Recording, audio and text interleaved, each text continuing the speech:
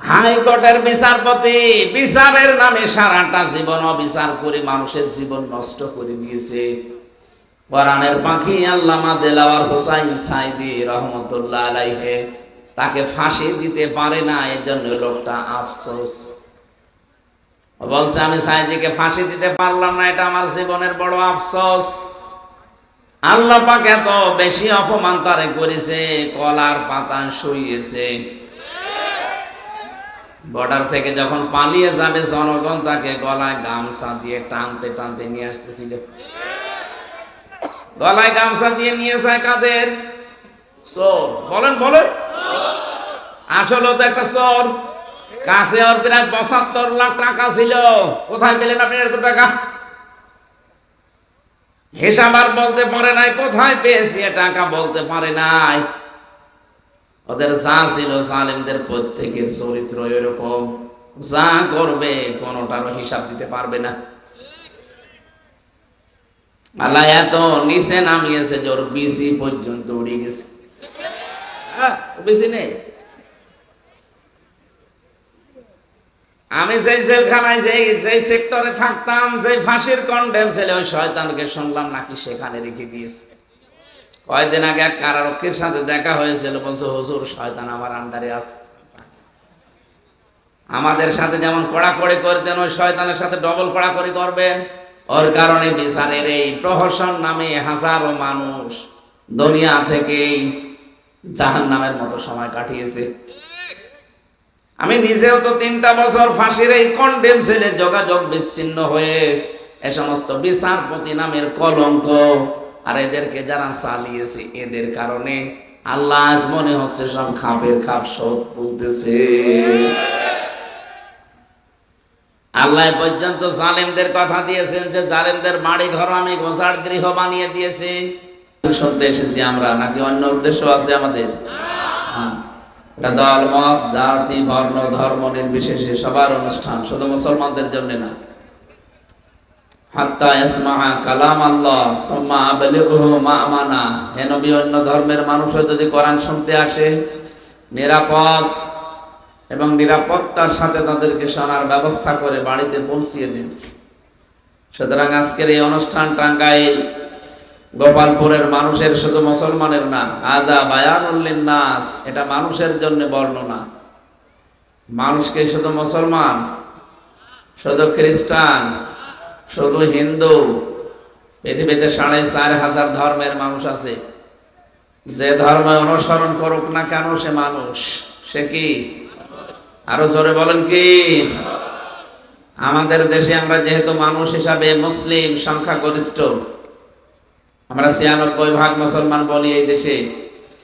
অন্যান্য ধর্মের লোক আছে মাত্র ৪%। সেই হিসাবে আপনাদেরকে আমরা সতর্ক করছি, বাংলাদেশ সহ বিশ্বের আন্তর্জাতিক কিছু ষড়যন্ত্র এখনো থেমে নেই, চলছে। এই জন্য আমাদের সতর্ক হওয়া লাগবে এই মুহূর্তে। সংখ্যালঘু নির্যাতনের নাম দিয়ে এই ৫৪ বছর বাংলাদেশকে বিশ্বের মানচিত্র থেকে পিছিয়ে রেখেছিল এই দাদা বাবুরা।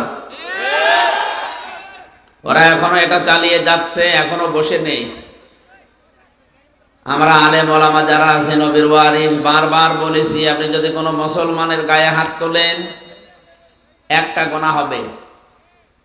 কোনো অমুসলিমের গায়ে যদি হাত তোলেন আপনার ডবল গুনাহ হবে। ১ নম্বরে জুলুম করার গুনাহ, ২ নম্বরে আমানতের খিয়ানতের গুনাহ। এই জন্য এই ইস্যুটা যেন সামনে এই জালেম যারা পালিয়েছে এরা যেন কাজে লাগাতে আর না পারে। ওরা এইটা এখন হাতে নিচ্ছে বারবার। কয়েকদিন আগে ডোনাল্ড ট্রাম্প, লোকটা মাথা খারাপ হলো তাহলে ঠিক আছে, এক রোখা মতো। ও কিন্তু দেখেছিল ভারতের এই মাটিতে খ্রিস্টান ২টা মেয়েকে উলঙ্গ করে তারা রাস্তায় হাঁটিয়েছে। ও কথাও ভুলে যায়নি। ক্ষমতা পেয়েছে ২০ তারিখে, জানুয়ারির ২০ তারিখে শপথ ঘোষণা দিয়েছে। শপথ নেওয়ার পরে আমার মেয়েকে, আমার বোনকে যারা রাজপথে উলঙ্গ করে হাঁটিয়েছে, সেই ভারতের ১৬ লাখ মানুষ এখন আছে আমেরিকায়, সব ফেরত পাঠাবে। আমার মনে হয় যে অবস্থার সামনে আসতেছে, দাদার ধৌতি খুলে যাবে। দাদা তো আমাদের পেছনে লেগেছে, দাদা এখন ধৌতি সামলাক। যারা নিয়েছে এখন গলার কাঁটা হয়ে দাঁড়িয়েছে, না পারছে গিলতে, না পারছে ফেলতে। আমরা বারবার বলছি আমাদের মেয়ে আমাদের দিয়ে দেন, আমরা আল্লাহর কাছে পাঠিয়ে দিই, কারণ ছাতা রেখে ঝামেলা। শরীরে ক্যান্সার থাকলেও বেশি দিন রাখতে নেই, হয় কেটে বাদ দেওয়া লাগে। কথা বলেন না কেন? যেন আমরা চাই, আপনারা এতদিন মিথ্যা কথা ছড়িয়েছেন স্বামী স্ত্রীর সম্পর্ক আপনাদের সাথে। কিসের স্বামী স্ত্রী? আপনি যা আপনার সাথে আমাদের মেয়ের বিয়ে দেওয়া জায়েজ আছে, আপনার হচ্ছে ফুল হাতা আর আপনার আমাদের হাফ হাতা। ফুল হাতার সাথে হাফ হাতা যায়। এরপরও দাদার যে বয়স, সে বয়সে যদি এখন মুসলমানি দিয়ে মুসলমানি হয়, এই বয়সে তো মুসলমানি দেওয়াও সমস্যা। কোন হাসাম দিয়ে আপনি মুসলমানি দেবেন? এই পাকা মতো সওয়ালের মুসলমানি দিতে যে হাসাম চাবে তো চোখ বন্ধ করে মুসলমানি দেওয়া লাগবে। এই আগা কেটে দিয়ে গোড়া কেটে বাদ দিয়ে দেব। আমি আর নিচে নামলাম না।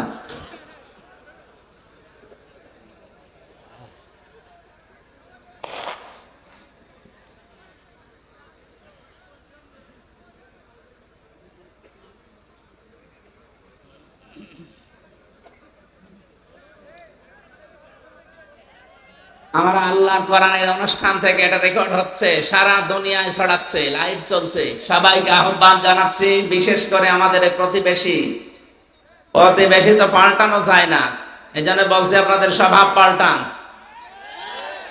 মাইক্রোসফট এটা চালায় খ্রিস্টানরা, রিপোর্ট দিয়েছে এই পৃথিবীতে সবচাইতে বেশি মিথ্যা কথা বলে ভারতের মানুষেরা। সব না, উগ্রপন্থী যারা হিন্দু এরা। এই জন্য মোদী দাদার পক্ষে যারা আছে, এরা যে সবচাইতে বেশি মিথ্যা কথা দুনিয়াতে বলে, এটা আমরা রিপোর্ট বানাইনি, বানিয়েছে খ্রিস্টানরা। ভয়েস অফ আমেরিকা এটাও খ্রিস্টানরা চালায়। তারা রিপোর্ট দিয়েছে 257টা দেশ পৃথিবীতে আছে, সবচাইতে বেশি নিরাপদে আছে সংখ্যালঘু যাদেরকে বলা হয় তারা বাংলাদেশে। অথচ এই 54 বছর ওরা ছড়িয়েছে যে আমাদের দেশে নাকি সংখ্যালঘু নির্যাতন হয়। এটা দাহা মিথ্যা কথা। পঞ্চগড় থেকে এবং কি এই যে মাগুরা থেকে 2 জন মহিলা গিয়েছিল কয়েকদিন আগে ইন্ডিয়াতে। সাংবাদিকরা তাকে তার পাসপোর্ট কেড়ে নিয়ে বলেছে, আপনার পাসপোর্ট ফেরত দিতে পারি, আপনারা বলবেন যে বাংলাদেশে আমাদের পূজা পার্বণ করতে দেয় না, আমার মেয়েকে রেপ করেছে, আমরা টিকতে পারলাম না, এই জন্য আমরা পালিয়ে চলে এসেছি, এগুলো আমরা মিডিয়ায় দেখাবো, বিশ্বের মডেলরা দেখবে। মেয়ে 2টা সঙ্গে সঙ্গে বলেছে, কি বলেন আপনি? আগস্টের 5 তারিখের পর থেকে তো সবচাইতে বেশি নিরাপদে আছি আমরা, আমাদের কোনো পূজা পার্বণে বাধা নেই, আমাদের মন্দিরগুলো আরো বাংলাদেশের মুসলমানেরা পাহারা দিয়েছে। আর আপনারা কি করেন? আমাদের মসজিদগুলো আপনারা ভেঙে দিচ্ছেন। আজকেও একটা মসজিদ ভেঙেছে। পৃথিবীর মানুষেরা মাটির নিচে তেল পায়, গ্যাস পায়, সোনা পায়, রূপা পায়, আর শয়তানরা শুধু মন্দির পায়।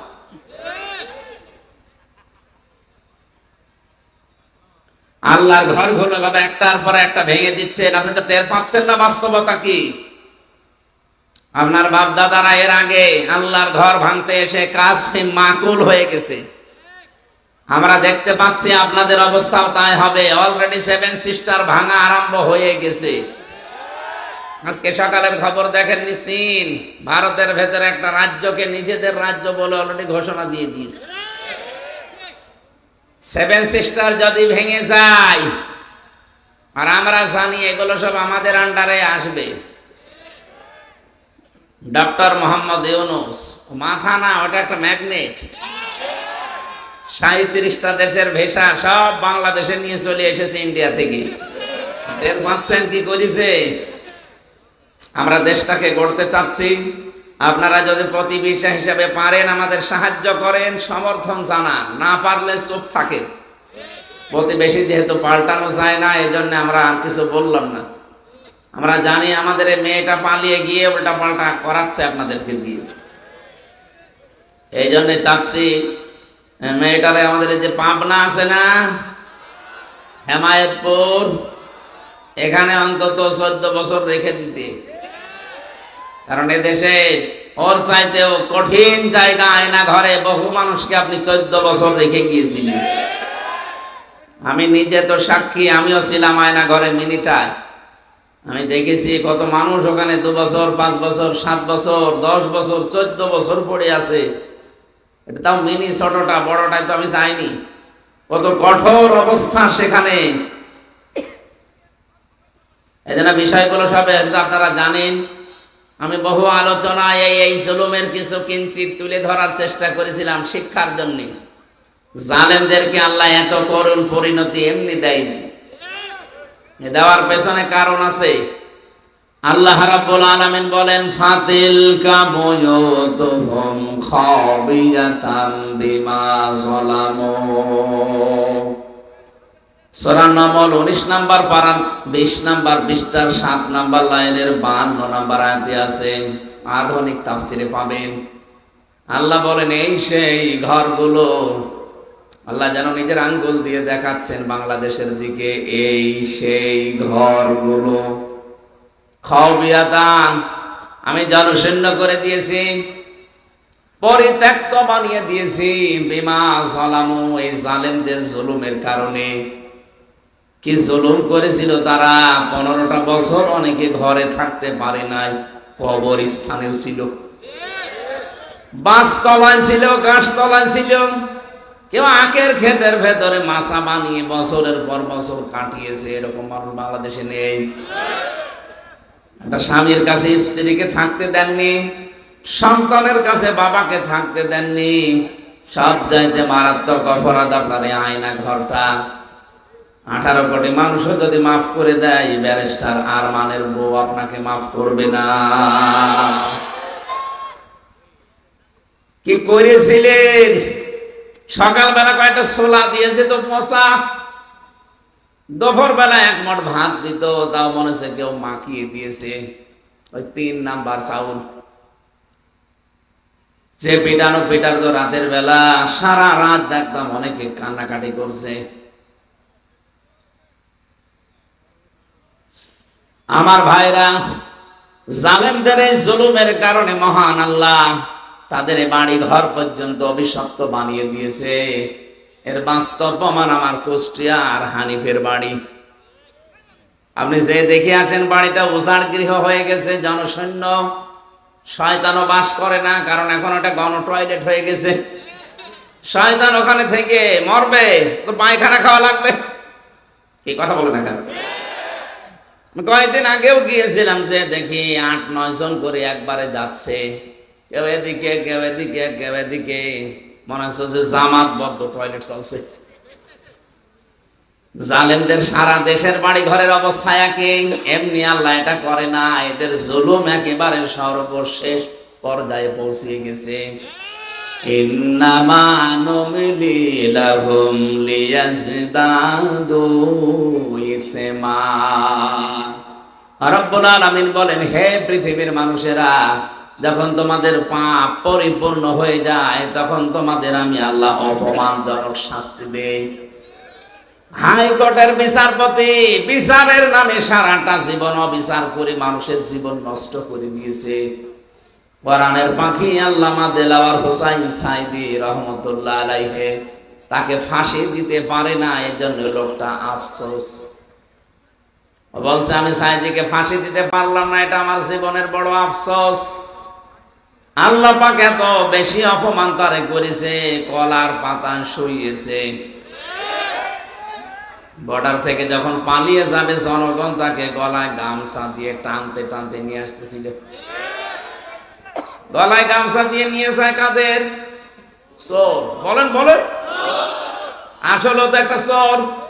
কাছে ওর প্রায় 75 লাখ টাকা ছিল। কোথায় পেলেন আপনি এত টাকা? হিসাব আর বলতে পারে নাই, কোথায় পেয়েছি টাকা বলতে পারে নাই।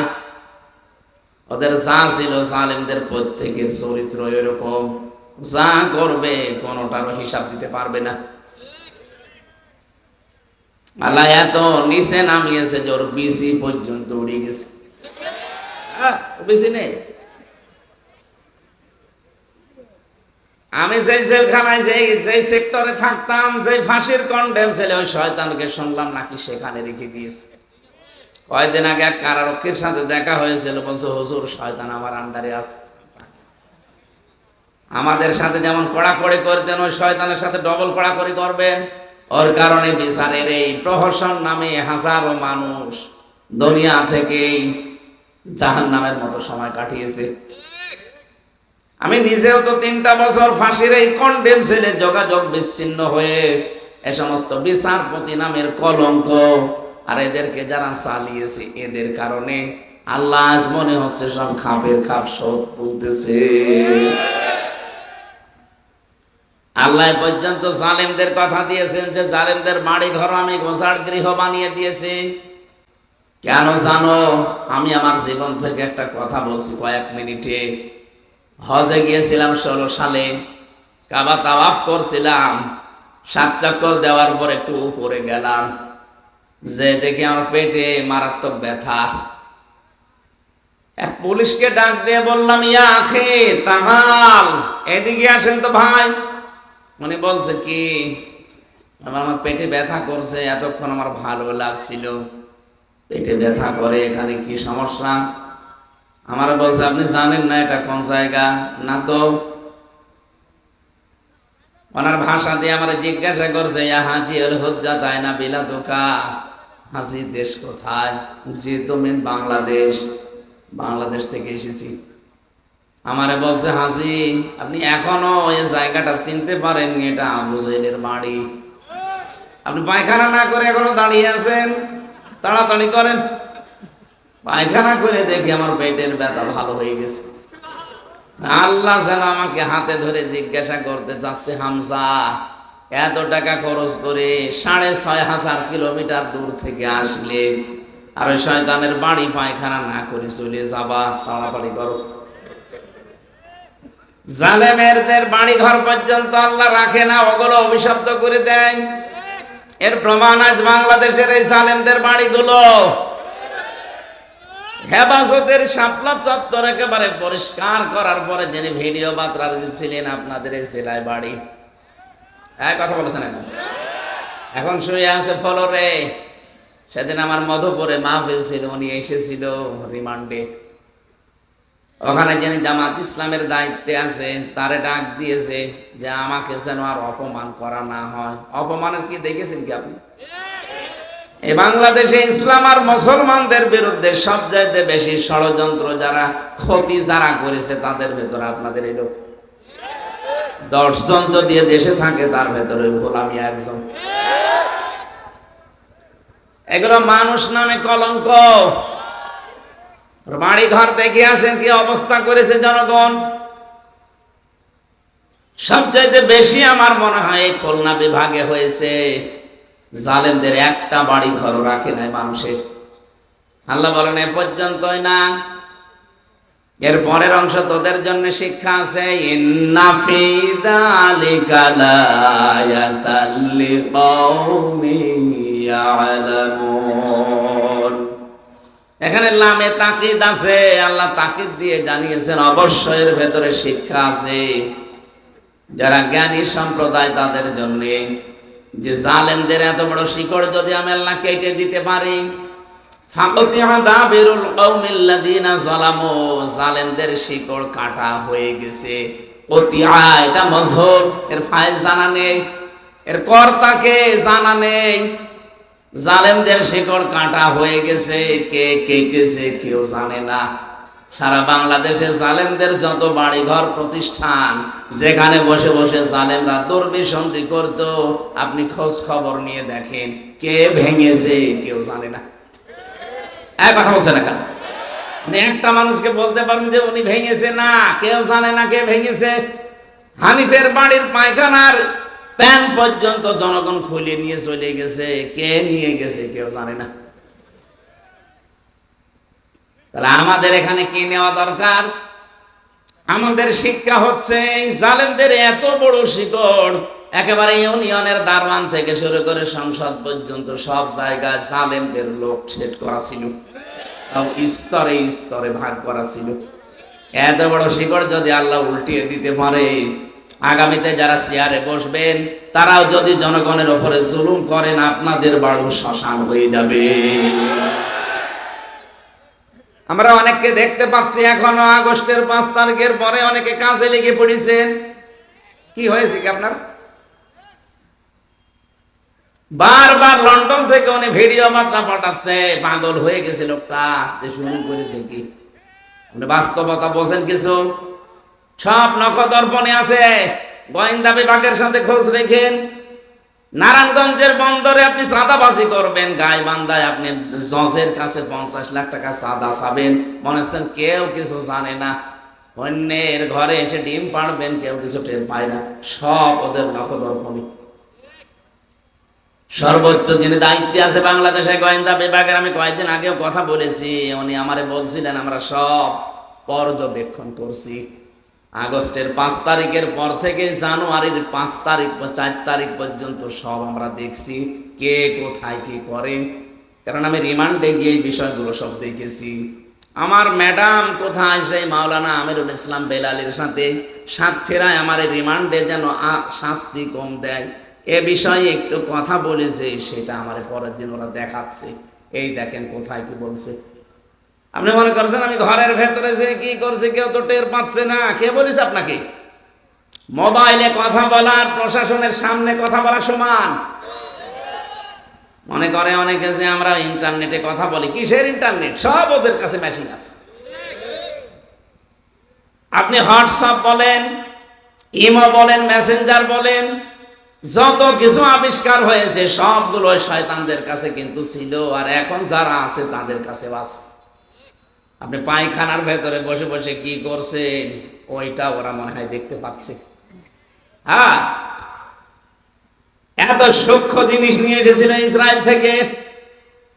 আর আপনি এখন নারায়ণগঞ্জে একজনের কাছে চাঁদা চাবেন রাতের বেলা, দিনের বেলা মনে করবেন কেউ তো টের পায়নি। কে বলছে টের পায়নি? আপনার বাবার নাম, আপনার বউর নাম পর্যন্ত তারা জানে।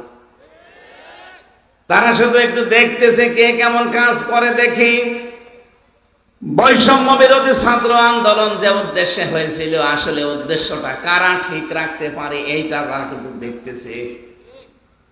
কিছুদিন দেখার পরে যখন দেখবে না এদেশে আসলে যা ছিল এরকমই যারা আরম্ভ করেছে, জীবনও আপনাদেরকে স্বপ্ন সাধ পূরণ করতে দেবে না।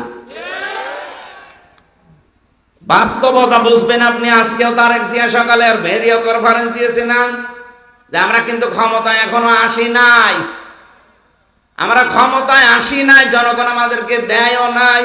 সুতরাং যে যেখানে আছেন কথা বলার ক্ষেত্রে, কাজ করার ক্ষেত্রে খুব সাবধান। আমি আশা করব আমাদের যাদের জ্ঞান আছে, মাথায় মগজ আছে, সারাটা জীবন আপনি রাজনীতি করছেন, আপনিও মজলুম আমি দেখেছি, এমন কিছু কাজ উলট পালট করবেন না আপনার কারণে শেষ পর্যন্ত অনেক কিছু না জানি আবার হারিয়ে যায়। ইসলামপন্থী মানুষদের দিকে মানুষ এমনি ঝুঁকতেছে। আপনি আজ পর্যন্ত আগস্টের 5 তারিখের পর থেকে 4.5 মাস চলছে, একটা প্রমাণ দেখাতে পারবেন ইসলামপন্থী কোন মানুষ কারো কাছে চাঁদা দাবি করেছে? আপনার নামে বদনাম আসে কোন কারণে? ওগুলোকে বানিয়ে বানিয়ে বদনাম দেয় তারা। আপনি গাইবান্ধায় জজের কাছে পর্যন্ত 50 লাখ টাকা চাঁদা চেয়েছেন, আপনার সাহস কত? মাটির নিচে যে পুঁতে ফেলেনি তাই আপনার ভাগ্য। বাস্তবতা কিছু টের পাচ্ছেন না। বাবা শাহজালাল সব হালাল মনে করছে। আমি ইঙ্গিত দিলাম এই কারণে আপনি যেন চরিত্র পাল্টান। আগস্টের 5 তারিখের আগের আন্তর্জাতিক জরিপ গুলো দেখতে বলছি। যতগুলো আন্তর্জাতিক জরিপ আছে দেখেন, এই দেশে মাত্র 100 জনের 15 জন মানুষ চাইতো কোরআনের বিধান এই দেশে কায়েম হোক। মাত্র 100 জনের 15 জন। অথচ এই যে জানুয়ারির 1 তারিখে রিপোর্ট বের হয়েছে, যতগুলো আন্তর্জাতিক রিপোর্ট ইন্টারনেটে খাটবেন, খালি আন্দাজে বসে বসে ঘুমাবেন কেন? দেখেন বিষয়গুলো। এখন এই দেশে 100 জনের 58 জন মানুষ চাচ্ছে কোরআনের বিধানে দেশে কায়েম।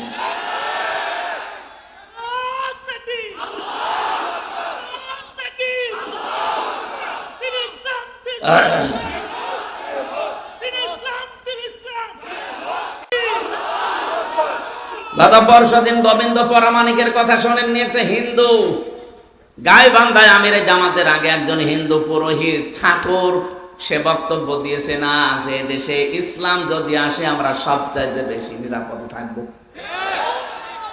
তার মধ্যে এমনি কথা বের হয়। আমরা আশা করব আগামীতে যারাই আসবেন, যে আসবেন, আমার ওসব নিয়ে মাথা ব্যথা নেই, কিন্তু কেউ যেন জুলুম করবেন না। আপনি যদি মনে করেন যে আমি জুলুম করব, 5 বছর নয় করবেন, তারপরে আপনার বাড়ি হয়ে যাবে হানিফের মতো গণ করেন। কেউ কোনো বাপ আপনাকে বাঁচাবে না। কারণ দেশের মানুষ এখন প্রতিবাদ করা শিখে ফেলেছে। আগস্টের 5 তারিখের আগ পর্যন্ত চোখে কালো চশমা ছিল আমাদের, চশমা এখন নেই, সব দেখতে পাচ্ছি। এই জন্য আমাদের সাবধান হওয়া দরকার। এখন না 41 সালে, তারা 41 সালে টার্গেট দিয়েছিল, তারা ওই সময় সাবধান হোক। আর ও সাল আসতে আসতে ও কব্বরে চলে যাবে। কথা বলে না কেন? এখনই যদি 76 চলে, 41 আসতে এখনো কত বছর আছে? কেবল চলছে যে 24-25 শুরু হচ্ছে। এখনো 5 বছর, ওদিকে 11 বছর, 16 বছর, তো কব্বরে চলে যায়, আবার উঠবে। আমরা ভুল করতে চাই না। আমরা আজকে তেলাওয়াত করেছি গুরুত্বপূর্ণ একটা আয়াত, সূরা বানী ইসরাঈল 70 নম্বর আয়াত। মানুষের প্রতি কেউ যেন জুলুম না করে, মানুষের সম্মান হানি না করে, মানুষের হিউম্যান রাইটস যেটা আছে এটা যেন নষ্ট না করে। আমাদের যে মানুষ সম্পদ আল্লাহ দিয়েছেন, তামাম দুনিয়ার দিকে তাকান, পৃথিবীতে 257টা রাষ্ট্রের কম বেশি আমি যতগুলো রাষ্ট্রের খবর রাখি, অল্প জায়গায় সবচাইতে বেশি মানুষ আল্লাহ পাঠিয়েছেন এই বাংলাদেশে। চীনে আমি গেছি না, চীনে এত এত অল্প জায়গায় এত মানুষ বেশি না, ওদের রাষ্ট্র বিশাল। ভারত বিশাল রাষ্ট্র, ইন্দোনেশিয়া বিশাল রাষ্ট্র, সেই হিসাবে বাংলাদেশ একেবারে ছোট। ইন্না কুল্লা শাইইন খালাকনাহু বিকদার।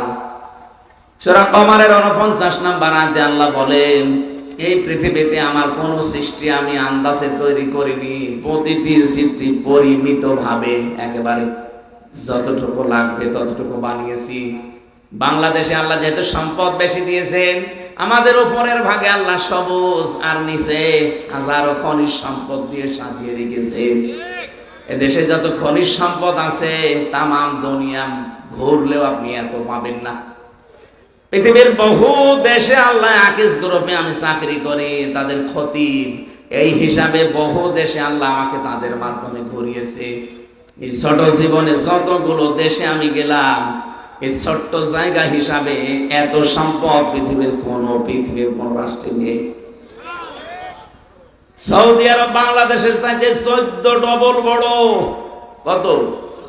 14 ডবল বড়, তারপরে এত সম্পদ নেই। সৌদি আরবে আপনি ইউরেনিয়াম পাবেন না, বাংলাদেশে ইউরেনিয়ামের খনি পাওয়া যাচ্ছে। যদি বিজ্ঞানীরা এখন সঠিকভাবে কি হলো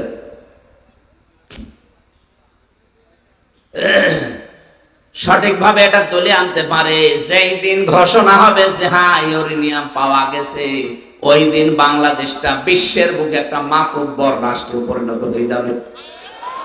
আরে দেশটা সেদিকে এগিয়ে যাচ্ছে, আমি দেখতে পাচ্ছি।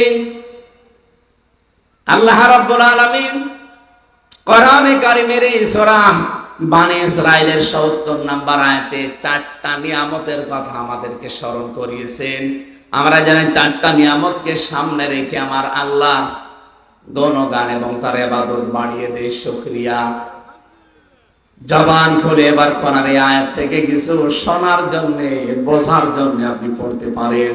আউযু বিল্লাহি মিনাশ শাইতানির রাজিম।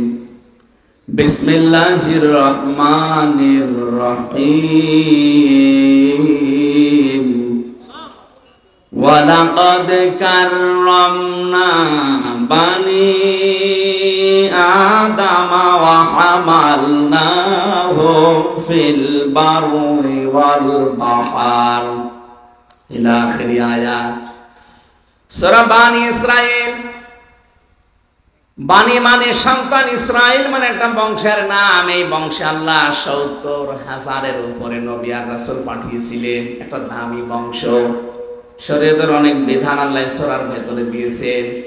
বিশ্ব নবীকে মেরাজে নিয়ে ২৭ বছর তার গবেষণাগারে বসিয়ে আল্লাহ নিজে শিক্ষক হয়ে ল্যাবরেটরিতে নবীজিকে ১৪টা ফরজ বিষয় যেগুলো মেনে চলা দরকার দুনিয়ায়, ওইগুলো তাকে শিখিয়েছিলেন, যেটা এই সূরার ভেতরে আছে। আমরা যেহেতু ওখান থেকে পড়ি নাই, ২১ নম্বর আয়াত থেকে ৩৬, ৩৭, ৩৮ নাম্বার আয়াত পর্যন্ত ওই ১৪টা কর্মসূচি ঘোষণা করা আছে।